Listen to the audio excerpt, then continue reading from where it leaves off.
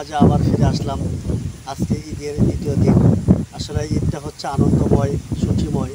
আশা করি সকলের এই ঈদটা খুব আনন্দময়ভাবে গেছে।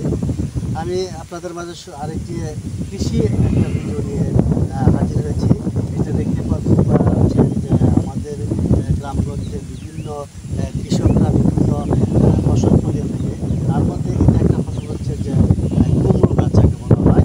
এই দেখতে পাচ্ছেন যে কৃষকের যে সুন্দর পরিবেশে বা এই যে জাংলার মাধ্যমে যে ফসলটা উৎপাদন করতেছে, আসলে এটা হচ্ছে সবচেয়ে নিরাপদ। কারণ এইভাবে যদি গাছগুলো দেওয়া হয় তাহলে দেখা যায় যে এর ভিতরে যে কুমড়োটা হয় সেই কুমড়োটা একসময় দেখা যায় ওই মাটিতে পড়ে না বা পচে যায় না, একটা নিরাপদে থাকে, সুন্দর পরিবেশে থাকে।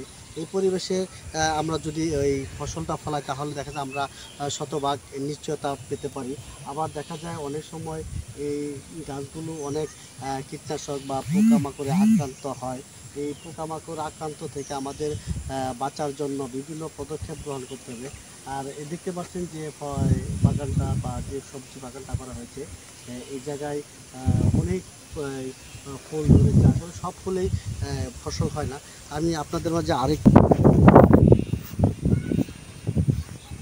একটা পুকো ওটাকে কেচে ফেলেছে।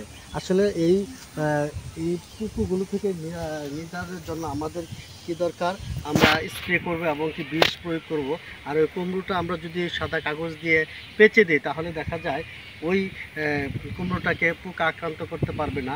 এটা আসলে অবহেলিত কারণে যে ওই দেখতেছেন এই পোকাটা সাধারণত এই পোকাগুলো এই এই কুমড়োগুলোকে কেচে ফেলে এবং কি এরকমভাবেই দেখেন নষ্ট করে ফেলেছে।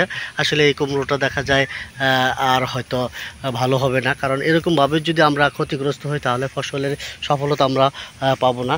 আর এই দেখতেছেন এই গাছের অনেকগুলো পাতা মারা গেছে বা হলদে হয়ে গেছে, কারণ হচ্ছে এই গাছটা অনেক বয়স হয়ে গেছে। এর জন্য এই গাছের এই দেখা যাচ্ছে পাতাগুলো মরে যাচ্ছে, অনেক সময় অনেক কুমড়োগুলো নষ্ট হয়ে যাচ্ছে। আসলে এই ফসলগুলো করার ক্ষেত্রে আমাদের একটা সতর্ক থাকতে হবে যেন আমাদের এই ফসলের ক্ষতি না হয়। সঠিক সময় আমরা বিষ প্রয়োগ করব এবং সঠিক সময় আমরা কৃষি অফিসে গিয়ে কৃষি অফিসারের সাথে যোগাযোগ করে আমরা এই কাজগুলো